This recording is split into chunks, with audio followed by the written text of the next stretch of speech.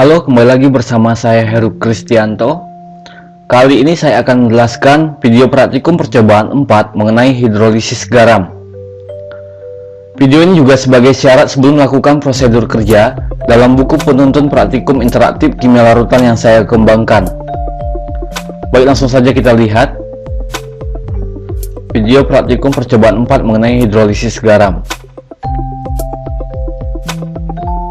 Alat dan bahan yang digunakan: larutan NaCl, CH3CONa, NH4Cl, CuSO4, Na2CO3, Ki, PbNO3 2 kali, beker glass, indikator universal, pipet tetes. Percobaan pertama, larutan NaCl. Celupkan kertas indikator universal ke dalam larutan NaCl. Setelah dicelupkan, angkat kertas indikator universal dari larutan NaCl. Lalu cocokkan perubahan warnanya dengan daftar warna dari pH yang terdapat pada kertas label indikator universal. Ternyata, kertas indikator universal tidak menunjukkan perubahan warna dan memiliki warna yang menunjukkan bahwa nilai pH sama dengan 7 atau bersifat netral. Berikut pembahasan mengapa larutan NaCl memiliki pH sama dengan 7 atau bersifat netral. NaCl merupakan garam yang berasal dari reaksi antara asam kuat dengan basa kuat. Jika NaCl dilarutkan dalam air, maka NaCl akan terionisasi menjadi ion Na+ dan ion Cl-. Karena Na+ berasal dari basa kuat NaOH dan ion Cl- berasal dari asam kuat HCl, maka ion Na+ dan Cl- tidak terhidrolisis dan tidak menghasilkan ion H+ serta ion OH-. Karena tidak ada ion H+ maupun ion OH- yang dihasilkan dari reaksi tersebut, maka larutan NaCl bersifat netral atau dengan pH sama dengan 7. Percobaan kedua, larutan CH3CONa. Celupkan kertas indikator universal ke dalam larutan CH3CONa. Setelah dicelupkan beberapa saat, angkat kertas indikator universal dari larutan CH3CONa. Lalu cocokkan warnanya dengan kertas label pada indikator universal. Ternyata kertas indikator universal menunjukkan perubahan warna dan memiliki warna yang menunjukkan bahwa CH3CONa memiliki nilai pH sama dengan 8. Berikut pembahasan mengapa larutan CH3CONa memiliki pH sama dengan 8 atau bersifat garam yang bersifat basa. Jika CH3CONa dilarutkan ke dalam air, maka akan terionisasi menjadi ion CH3COO- dan ion Na+. Karena ion Na+ berasal dari basa kuat NaOH, maka tidak terhidrolisis atau tidak bereaksi dengan air. Sedangkan ion CH3COO- berasal dari asam lemah CH3COOH akan terhidrolisis atau bereaksi dengan air. Karena hanya ion CH3COO- yang terhidrolisis, sedangkan ion Na+ tidak terhidrolisis, maka garam larutan CH3CONa dikatakan terhidrolisis sebagian atau parsial. Maka dari reaksi hidrolisis tersebut dihasilkan ion OH-, sehingga larutan CH3CONa bersifat basa dengan pH sama dengan 8. Percobaan ketiga, larutan NH4Cl. Celupkan kertas indikator universal ke dalam larutan NH4Cl. Setelah dicelupkan beberapa saat, angkat kertas indikator universal dari larutan NH4Cl. Lalu cocokkan perubahan warnanya dengan daftar warna dari label indikator universal.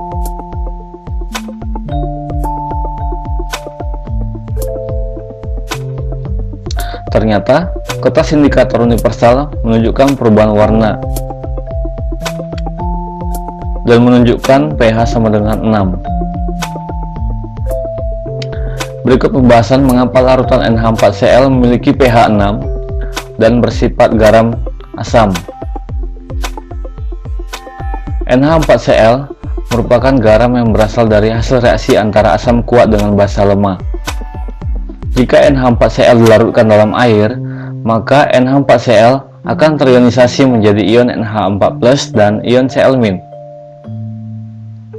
Karena ion Cl- berasal dari asam kuat HCl, maka tidak terhidrolisis atau tidak bereaksi dengan air.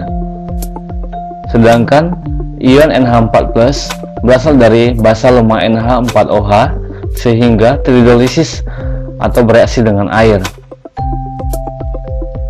Karena hanya ion NH4+ yang terhidrolisis, sedangkan ion Cl- tidak terhidrolisis, maka garam NH4Cl dikatakan terhidrolisis sebagian atau parsial.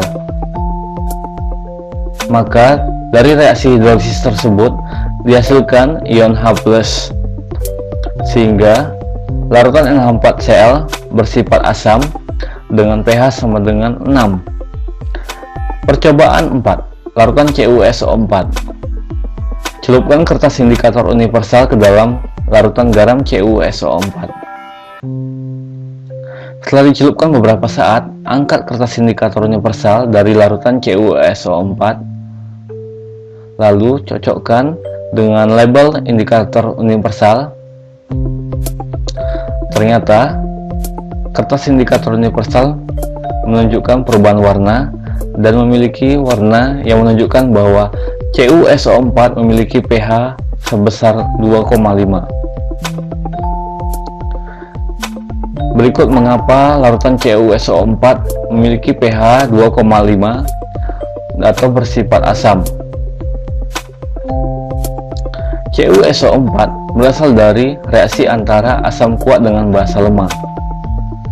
Jika CuSO4 dilarutkan dalam air, maka CuSO4 akan terionisasi menjadi ion Cu2+ dan SO42-. Karena ion SO42- berasal dari asam kuat H2SO4, maka tidak terhidrolisis atau tidak bereaksi dengan air.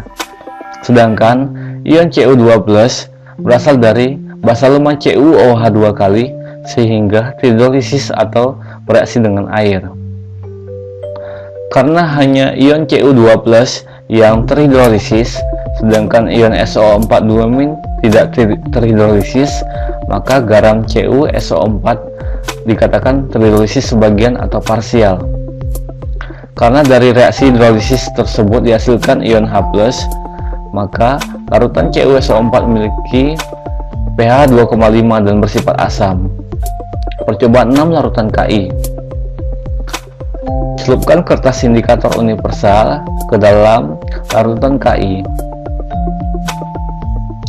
Setelah dicelupkan beberapa saat, angkat kertas indikator universal dari larutan Ki. Lalu, cocokkan warnanya dengan kertas label pada indikator universal. Ternyata, kertas indikator universal tidak menunjukkan perubahan warna dan memiliki pH sebesar 7 atau garam bersifat netral. Berikut penjelasan mengapa larutan Ki memiliki pH 7 atau bersifat netral. Ki merupakan garam yang berasal dari reaksi antara asam kuat dengan basa kuat. Jika Ki dilarutkan dalam air, maka Ki akan terionisasi menjadi ion K+ dan ion I-. Karena ion K+ berasal dari basa kuat KOH dan ion I- berasal dari asam kuat Hi, maka ion K+ dan ion I- tidak terhidrolisis, sehingga tidak menghasilkan ion H+ ataupun ion OH-, sehingga larutan Ki bersifat netral. Percobaan 7. Larutan PbNO3 2 kali.